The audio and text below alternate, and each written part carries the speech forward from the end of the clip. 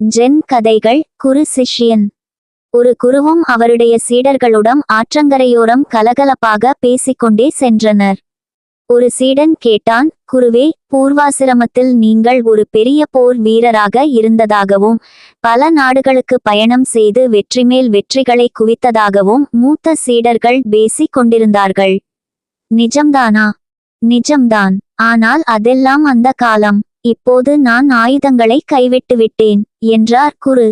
ஏன் குருவே? போர் தவறா? ஆயுதங்களே வேண்டாமா? சரி தவறு என்பதல்ல என் வாதம். ஒரு கட்டத்துக்கு மேல் புத்தி கூர்மையும் அமைதியையும் விட சிறந்த ஆயுதம் எதுவும் இல்லை என்று புரிந்துவிட்டது எனக்கு. குருவின் வார்த்தைகளில் சீடர்களுக்கு நம்பிக்கை பிறக்கவில்லை. அவரை சோதித்து பார்த்துவிட முடிவு செய்து ஒரு திட்டம் போட்டனர். நாளை குரு தியானத்தில் இருக்கும்போது நாம் இருவரும் மறைந்திருந்து அவரை தாக்குவோம்.